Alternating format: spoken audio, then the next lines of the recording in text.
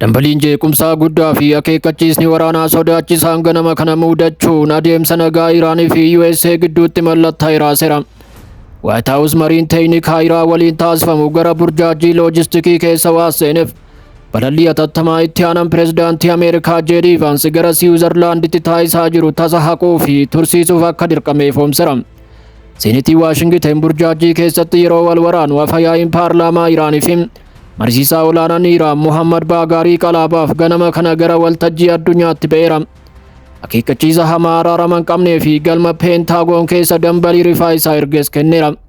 Qalaabaaf Iraan nagaa akka hin kadhanne ifatti kan ibsan yoo ta'u, bulchiinsi Doonaald Tiraamp gaafii garmalee tokko yoo dhiyeesse yookiin waliigaltee Islaamabaad qabxii 14 qabuu fi guyyaa kaleessaa mallatta'e jijjiiruuf yoo yaale obsa zeeroo akka agarsiisan ibsaniiru. Haalli siyaasaa guutumaan guututti dho'uun waraanni jechootaa sodaachisaa ta'e humnoota addunyaa humna guddaa qaban gidduutti uumameera. Pireezidaantiin Ameerikaa Doonaald Tiraamp dirree waraana irratti Iraan guutumatti mo'achuu ibsuun kana booda aangoon pireezidaantummaa isaanii daangaa akka hin qabne labsaniiru. Yeroo jilli Ameerikaa imala gara Siwiizerlaandii addaan kututti Iraan kallattii Waashingtenitti yaada xumuraa dhiiga namaa balleessu gadi lakkisteetti. Yoo Ameerikaan jecha waliigaltee kana keessaa tokko cabsite deebii hamaa fi caccabsaa akka kennitu dhaadatteetti. Burjaajii guddaan kun ganama kana Waashingtenitti kan mudate yoo ta'u, itti aanan pireezidaantii Ameerikaa JD Vance marii teeknikaa guyyoota 60 Iraan waliin taasifamu eegaluuf ifatti beellamamee turus White House sakandii dhumaa irratti ibsa hatattamaa baaseen hojii kana hunda dhorkeera. White House balalliin kun yeroo murtoofneef harkifachuu isaa ibsuun sababni isaas ibsi loojistikii fi sawartuun nageenyaa Teheraan waliin qaban guutumatti furmaata akka hin arganne ibseera. White House ibsa isaa keessatti itti aanan pireezidaantii Ameerikaa gara Siwiizerlaandii akka hin deemne ifa godheera. Karoorri marii teeknikaa Iraan waliin godhamu kun lafa irratti xumuramee akka hin jirres ibseera. Jilli keenya carraa jalqabaa argameen bu'uuraaf qophaa'ee ture. Garuu mariin Iraan waliin taasifamu salphaa miti. Tilmaamuunis baay'ee nama rakkisa jechuun ibseera. JD Vance Teheraan waliin wallaansoo qabuun qormaata rakkisaa ta'uusaa amanuun ifatti akkas jedheera. Iraan biyya salphaatti adda baasuuf yookiin waliin mari'annu miti jechuun kana booda waliigaltee salphaatti mirkanaa'us hin jiru jechuun ibseera. Seenitii Waashingten burjaajii keessatti yeroo wal waraanu afyaa'iin paarlaamaa fi mariisisaa olaanaan Iraan Muhammad Baagaarii Qalaabaaf ganama kana waltajjii addunyaatti ba'uun akeekkachiisa hamaa araarama hin qabnee fi galma peentaagoon keessa dambalii rifaa isaa erge kennaniiru.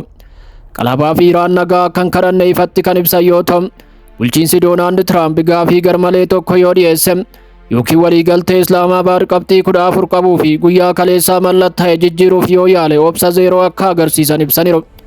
Ajaja kallattiin hoogganaa olaanaa Ayatollah Mujtabaa Kaaminii jalatti kan socho'an Qalaabaaf salphina dirree waraanaa irratti Ameerikaa mudate yaadachiiseera. Qalaabaaf jechoota waraanaa ciccimoo fi sodaachisaa ta'an fayyadamuun Ameerikaaf akeekkachiisa cimaa kenneera.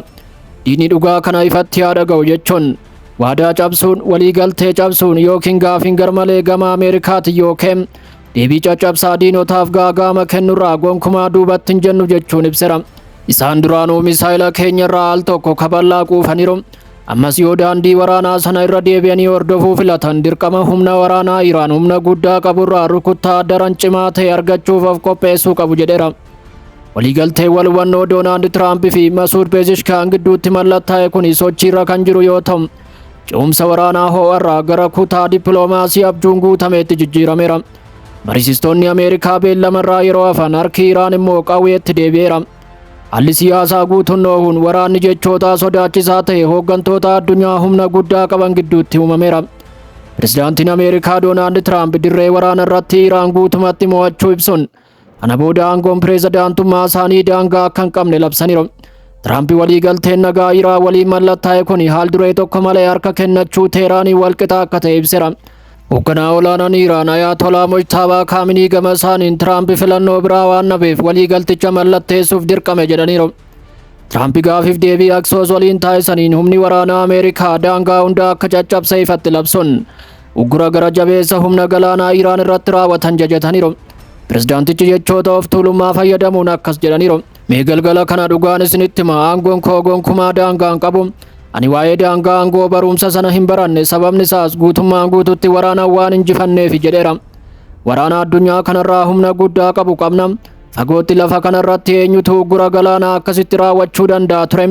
Dallaa galaanaa bakka dooniin diinaa tokkollee argachuu hin dandeenyetti ijaarreerra. Iraan cabsuuf yaalteetti garuu haala gaddisiisaa ta'een hin milkoofne. Waliigaltee haaraa mallattaa'e kana yoo ilaaltan dhuguma haal duree tokko malee Iraan harka akka kennatte kan agarsiisudha jechuun ibsera. Garuu diraamaan sinimaa kun Teheraan keessatti jijjiirama dhiiga namaa dhaabuun noohera. Hoogganaan olaanaan Iraan Ayatollah Mojtabaa Khamenei ergaa addaa kan kanaan duraan argamne saba Iraaniif dabarsaniiru. Kunis yaada waliigaltee nagaa guutumatti caccabse ta'uun galmaa'eera.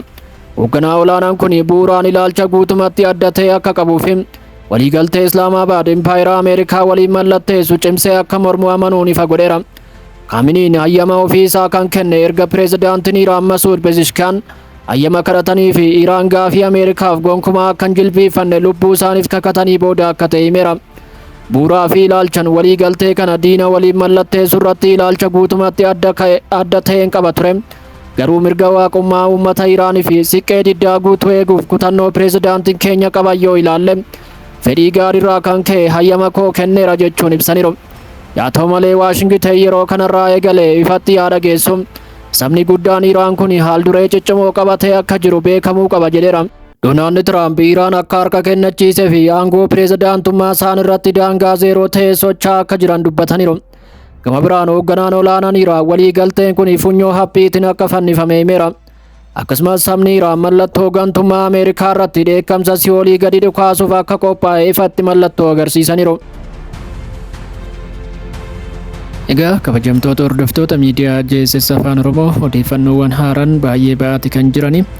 Nutis jala deemnee odeeffannoowwan kana kan isiniin geenyu ta'a. Yeroo kanatti Ameerikaa fi Iraan waliigaltee guyyaa irratti beellamame kan Siwiizerlaanditti godhamuuf ture adda citaa akka jirudha odeeffannoon ba'aa kan jirani. Kunis sababa Israa'el dhiibbaa guddaa gochaa jirtuuf akka ta'e akkasumas immoo waraanni Libaanos keessatti gaggeeffamaa jiru gufuu guddaa akka ta'edha himamaa kan jiru. Qondaalonni Iraan akka ibsaa jiranitti waraanni Libaanos keessatti gaggeeffamaa jiru osoo hin dhaabbatin gara waliigaltee lammataatti akka hin deemne yookaan immoo waliigaltee uumuudhaaf guyyoota 60 kan jirani waraana dhaabuun Ameerikaa waliin guyyoota 60maaf dhaabbateera. Kunis immoo Libaanos giddu galeessa kan godhate akka ta'e yookaan immoo kan hammate akka ta'edha kan himame. Waliigaltee barreeffama yookaan immoo qabxiilee 14 keessatti dhimmi Libaanos tuqameeti jira jechuudha. Waraanni adda hundatti akka dhaabbatudha waliigaltee san irratti mallattaa'ee kan ture.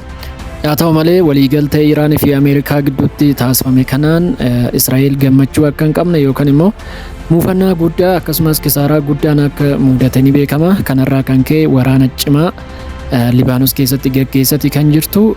Kanaafuu Iraan immoo waliigalteen qabxiilee waliigaltee isaan keessatti mallattaa'an hojiirra yoo oolan malee gara marii lammaffaatti hin deemu yookaan immoo gara Siwiizerlaanditti hin deemnu jechuudhaan Ameerikaanis dhimma kana yoo hojiirra oolchine qabxiilee mallattaa'an kana hojiirra oolchitu yoo ta'e waliigalteen gara fuulduraatti mari'atamuu akka hin jirredha jala sararuun ibsaa kan jirani. Fuulduratti immoo waan ta'u walumaan kan ilaallu ta'a.